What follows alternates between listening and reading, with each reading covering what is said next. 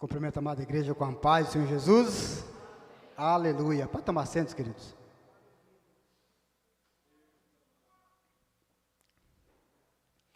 Hoje é noite de grande vitória. O livro de Hebreus, no capítulo 1, versículo 9, diz assim a palavra do Senhor. Paulo falando acerca dos anjos. Não são todos eles espíritos ministradores, enviados para servir em favor dos que hão de herdar a salvação? Tem algum herdeiro da salvação aqui? Amém? Aleluia! Então creia, que desde o começo Deus tem falado. Os anjos são espíritos ministradores, enviados para servir em meu e em teu favor. Você não está só, querido. Abre teu livro, tua Bíblia comigo, no livro de Juízes, no capítulo 6. Como é uma história bem conhecida, um texto bem conhecido, eu vou lendo para a gente estar ganhando tempo. Juízes 6, versículo 1 em diante, diz assim a palavra do Senhor. Porém os filhos de Israel fizeram o que era mal aos olhos do Senhor. E o Senhor os deu nas mãos dos midianitas por 7 anos. E prevalecendo a mão dos midianitas sobre Israel, fizeram os filhos de Israel para si, por causa dos midianitas, as covas que estão nos montes, as cavernas e as fortificações. Porque sucedia que, semeando Israel, os midianitas, os amalequitas e também os do oriente contra eles subiam e punham-se contra ele em campo e destruíam os frutos da terra até chegarem a Gaza, e não deixava mantimento em Israel, nem ovelhas, nem bois, nem jumentos, porque subiam com os seus gados e tendas, vinham como gafanhotos, em grande multidão que não se podia contar, nem a eles, nem a seus camelos, e entravam na terra para destruir. Assim Israel empobreceu muito pela presença dos midianitas. Então os filhos de Israel clamaram ao Senhor.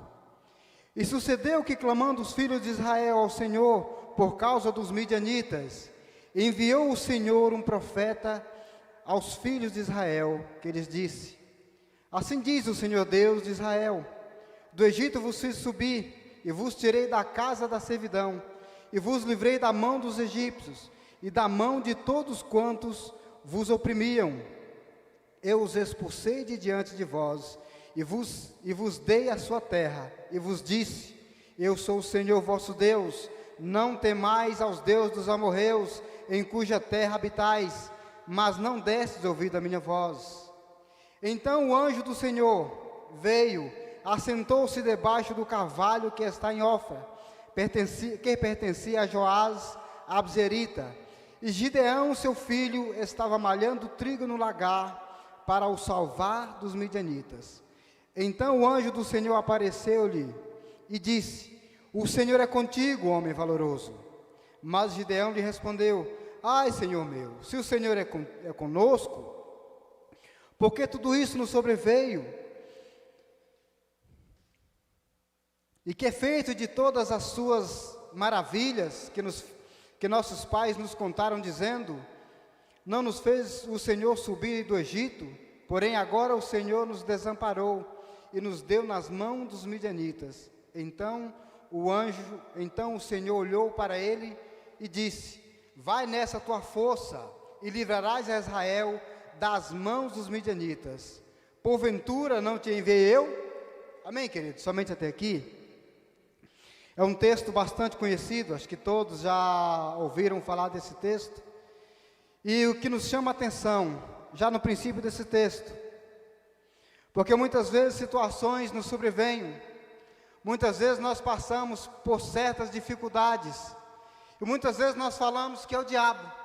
O diabo se levantou contra mim. Mas a palavra diz aqui claramente: porém os filhos de Israel fizeram o que era mal diante do Senhor, e o Senhor os entregou nas mãos dos midianitas por 7 anos. Então muitas vezes nós passamos por situações e não buscamos no nosso passado algo que talvez tenha ficado despercebido, porque pecado perdoado é pecado confessado, não pecado esquecido. Amém, queridos? Pecado perdoado é pecado confessado. Às vezes a gente tem diversas atitudes, a gente fere pessoas, ou fala de algumas pessoas, e nós não voltamos, não pedimos perdão. E a conta vem. Passado um certo tempo, a conta vem. Porque nós falamos, aquele que cuida de mim não dorme, ele não dorme também, não se esquece. Mas uma coisa acontece, até a situação que se levanta contra a nossa vida, se ela é levantada pelas mãos de Deus, ela tem um propósito. Porque aqui nós vemos claramente nesse texto, Deus os entregou nas mãos dos midianitas por 7 anos, por um longo tempo. Não foi por uma semana, não foi por 2 semanas, mas por 7 anos eles estavam sofrendo as mesmas situações. E quando nós passamos por situações adversas, nós nos comportamos muitas vezes da mesma forma que esse povo se comportou por esse longo tempo. A palavra fala que eles criaram para si as fortificações, eles criaram as cavernas, ou seja, eles criaram estruturas para se manter durante esse tempo da adversidade. Eles criaram lugares para se esconder da situação as quais eles deveriam enfrentar. Por 7 anos eles sofriam. Talvez se no primeiro ano, na primeira semana, no primeiro mês, ou talvez imediatamente quando os midianitas se levantaram, talvez se eles clamassem a Deus, talvez Deus tivesse falado, talvez eles não tivessem sofrido por 7 anos. Mas esperou passar 7 anos, e foi criando estruturas, foi se cercando de coisas que eles achavam que dava para se proteger. Igualmente, muitas vezes nós fazemos, nós nos cercamos de estrutura, nós escondemos, e não fazemos aquilo que nós deveríamos fazer em primeiro plano. Quando uma pessoa começa a sofrer adversidade, é muito raro que essa pessoa de cara chega no pastor e fala: pastor, tal situação assim se levantou contra mim, e eu não estou tendo discernimento, pastor, me ajuda em oração. Pastor, como eu devo me comportar diante dessa situação? Mas ao invés de fazer isso, normalmente as pessoas se afastam. A tendência é que ela busque situações as quais ela acha que dá para se proteger. E a palavra diz, passado um certo tempo, passados 7 anos, eles clamaram ao Senhor. E quando clamou a Deus, Deus ouviu. E Deus enviou um profeta. A resposta de Deus é imediata. Talvez eles clamassem e talvez tenham pedido que Deus falasse com eles na mesma hora, ou que enviasse um anjo. Deus enviou um profeta.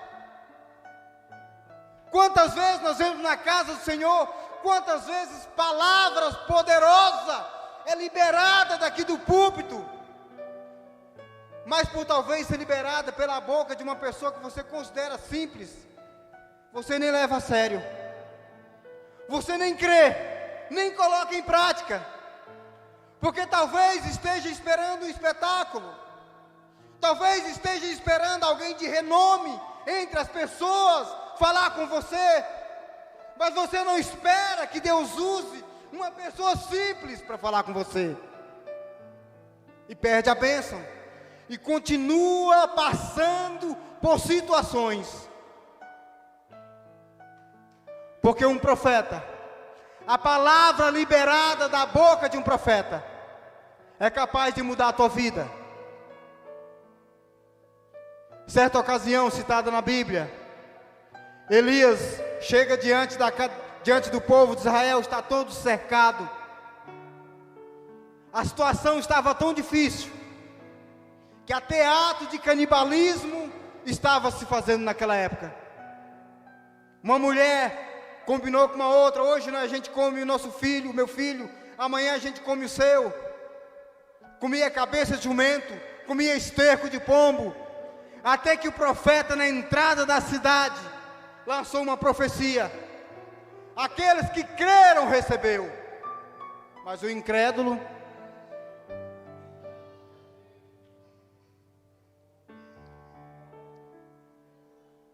mas toda vez que o povo clama, Deus dá a resposta. Deus não se cala. E numa situação difícil como essa, nós ouvimos falar que o povo fez o que era mal, mas lá no lagar só estava Gideão. A palavra diz assim: então o anjo do Senhor veio e assentou-se debaixo do carvalho que está em Ofra, que pertencia a Joás, o abzerita, e Gideão, seu filho, estava malhando trigo no lagar para o salvar dos midianitas. Irmão, já tem um negócio errado aí, porque o lagar não é lugar onde se malha trigo.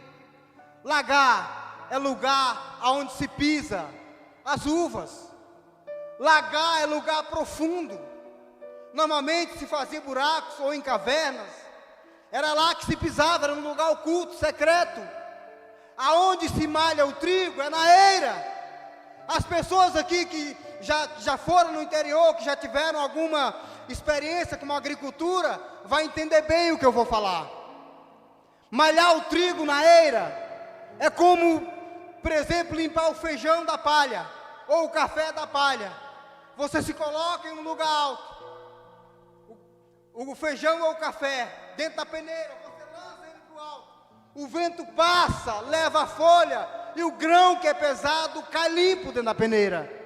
É um serviço fácil de fazer quando você está na eira, quando você está em um lugar aberto, quando você está em um lugar que venta. Mas malhar o trigo no lagar quer dizer que você vai fazer um serviço muito mais pesado. Se você quiser que a palha saia, você vai ter que assoprar, lançar e soprar para que a palha saia. Você vai trabalhar muito por pouco resultado. Mas estar no lagar é estar no secreto. Estar no lagar é estar trabalhando no lugar onde só Deus te vê. Estar no lagar significa que a situação difícil não vai te afastar do propósito. Estar no lagar significa que a tua amizade com Deus é mais forte do que qualquer situação. Porque diante de uma situação difícil, você pode fazer duas escolhas. Você pode desistir, jogar tudo para o ar, ou você pode permanecer no lagar.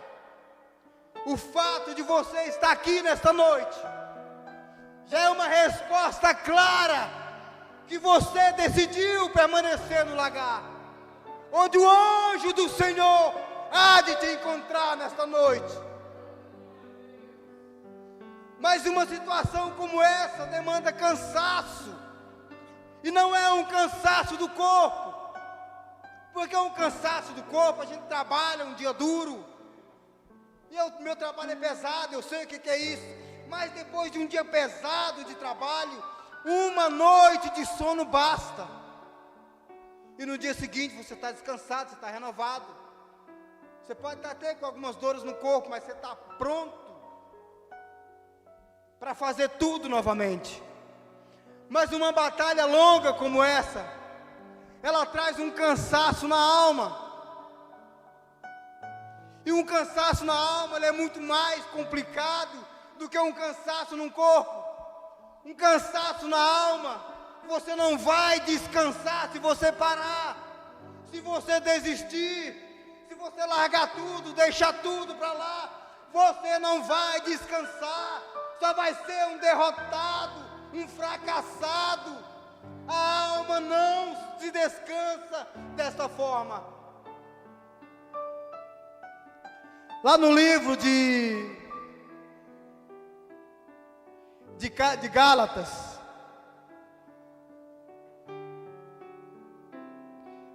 versículo 6, eu vou ler o 8 e 9 aqui, não precisa nem os irmãos abrir, diz assim, ó: porque o que semeia na sua carne, da sua carne ceifará a corrupção, mas o que semeia no Espírito, do Espírito ceifará a vida eterna. E não nos cansemos de fazer bem, porque a seu tempo ceifaremos, se não houvermos desfalecido. Há um tempo, mas não pode desfalecer, não pode desistir. Se desistir, não vai colher. Mas o cansaço na alma leva a gente a reduzir tudo. Se você ora, você vai orar o mínimo possível. Se você lê a palavra, você vai ler o mínimo possível.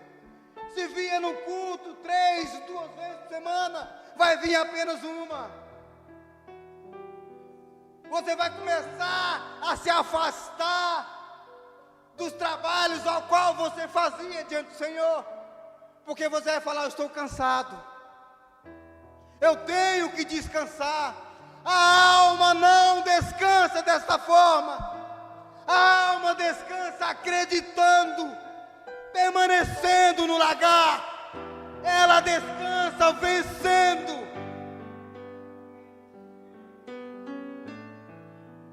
Por isso muitos desistem, por isso muitos se afastam, por isso muitos estão entristecidos. Ah, mas eu não posso confiar mais. Muitas vezes está que nem Gideão. Ah, todos me abandonaram, eu estou aqui sozinho. Ele estava sozinho porque queria, porque fala que uma multidão estava clamando. E quando nós estamos com a nossa alma cansada, nós temos a sensação que estamos só, que estamos abandonados, e que não há ninguém do nosso lado, e que em ninguém nós podemos confiar. Isto é a alma cansada.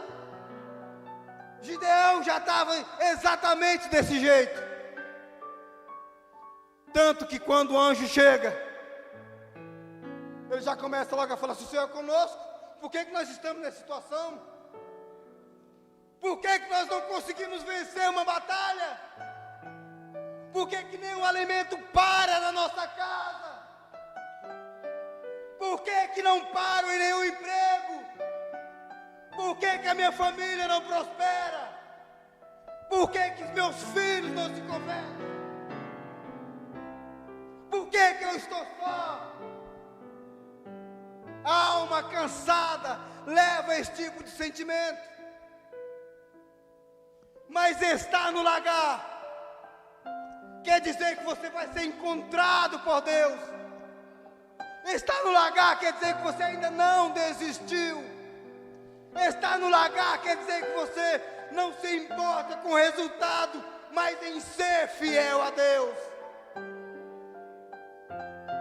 Estar no lagar quer dizer que você busca intimidade constante com o Senhor. Ainda que a alma esteja cansada, você ainda não desfaleceu, você ainda não desistiu, você ainda não caiu. E há um romper de glória de Deus nesta noite para a tua vida. Há um romper de glória de Deus nesta noite para a tua vida. Porque assim como o anjo do Senhor encontrou Gideão no lagar naquele dia, ele encontra você nesta noite. Porque você escolheu permanecer, ainda que haja sofrimento, ainda que pareça que não há mais esperança, você escolheu permanecer. Oh, lá basura, eu canto, amado noite.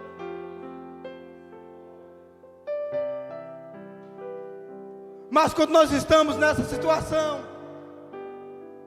até ouvindo a voz do Senhor, muitas vezes nós nos comportamos como Maria.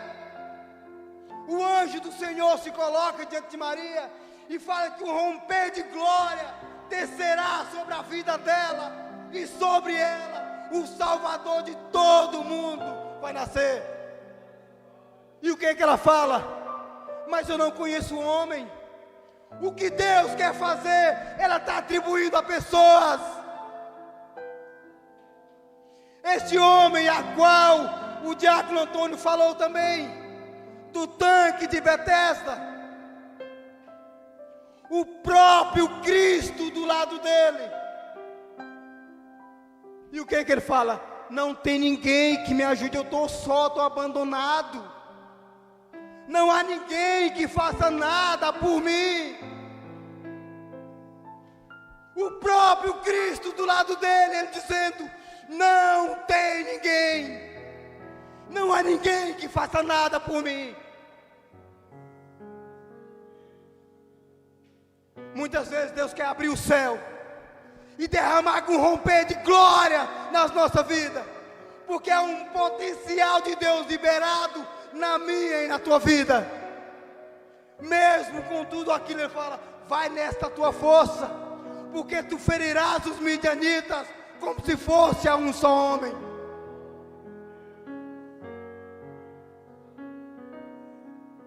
Deus quer fazer um romper de glória na minha e na tua vida nessa noite. Oh, Leabassúria canta Haramandonai. Levante a tua mão. Levante a tua mão que eu vou profetizar.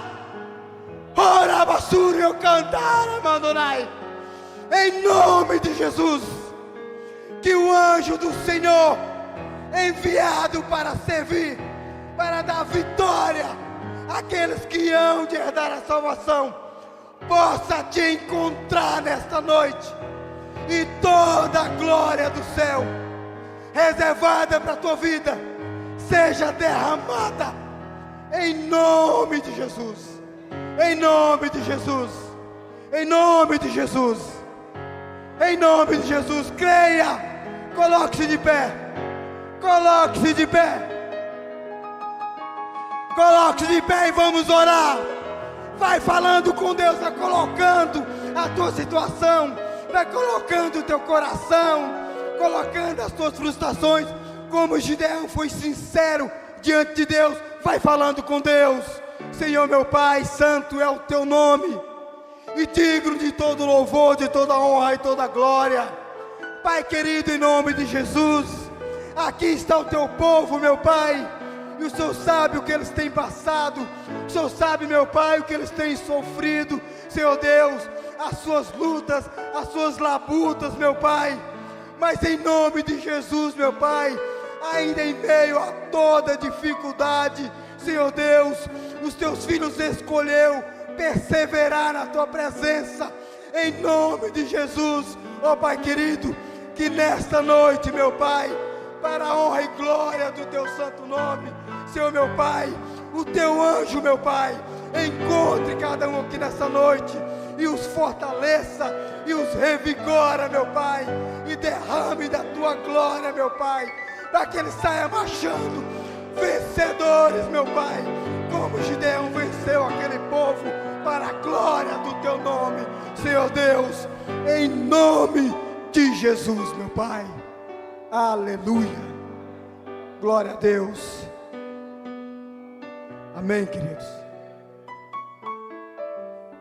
Creia e tenha também um coração como o coração de Gideão. Ele não fala se o Senhor é comigo, ele fala se o Senhor é conosco, porque você vai vencer. Mas a vitória não é só sua, a vitória também é para aqueles que te traiu, a vitória é para aqueles que te abandonou. Você não vai lutar só por você. De mais de 30 mil, Gideão ficou com meia dúzia de gatos pingados, mas ele venceu por todos, porque Deus não é mesquinha.